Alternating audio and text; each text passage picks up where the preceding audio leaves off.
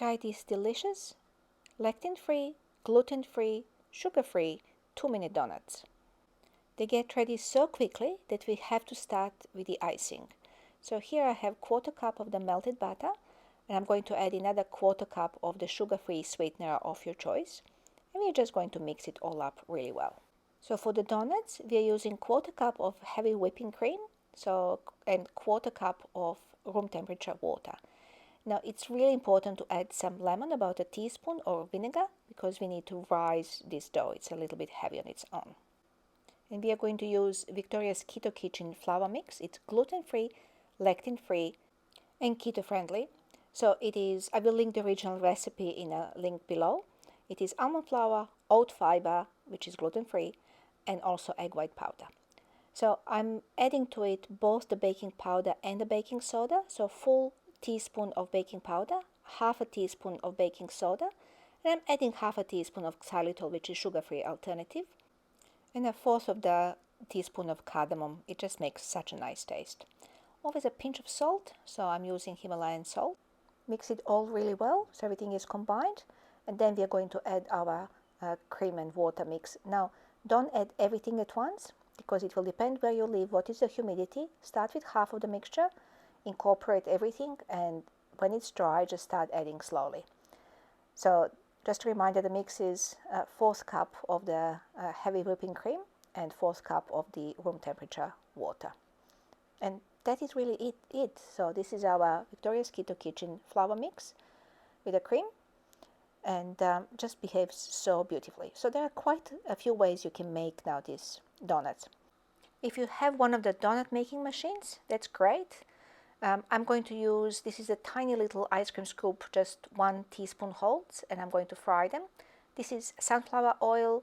I'm in Australia. We have no genetically modified sunflower, and I'm going to talk in another video why it's not good. But look, they're turning by themselves. You don't have to turn them. They're just going to, and the one in the corner, yeah, see, just flipped by itself.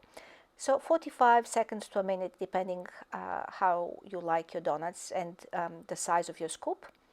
And then we are just going to put them into our icing. Now I'm going to make 2 types of icing. So this is just butter and sugar replacement. I'm using xylitol. You can use whatever you like.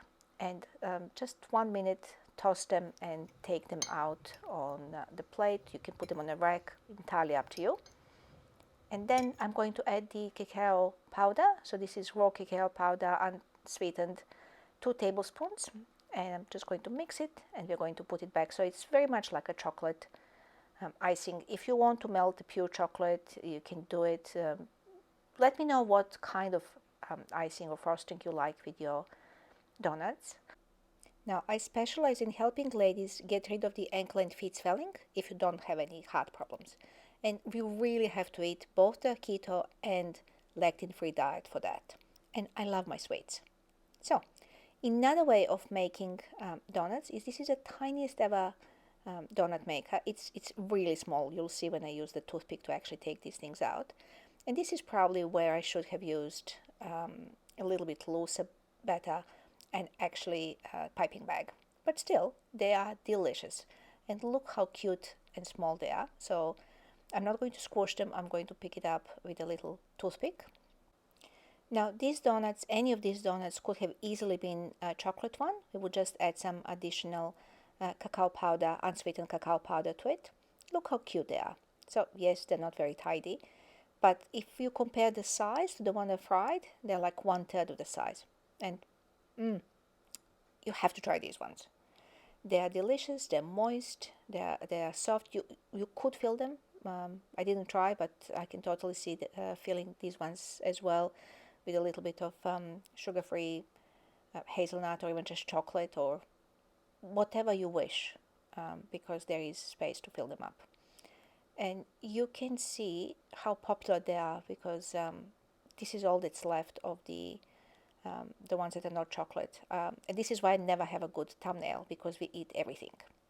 Now, another way is, this is slightly different donut maker, and I'm going to try these same recipes with a normal size donuts.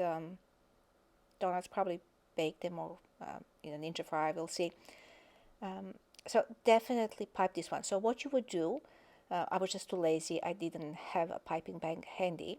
You add a little bit more of the room temperature water to the dough and just put in the piping bag and just pipe them around. And I think that will be so much less messy. Now, if you're experiencing or know anybody that's experiencing ankle and feet swelling, I have a free guide link underneath. Just click on it and have a look.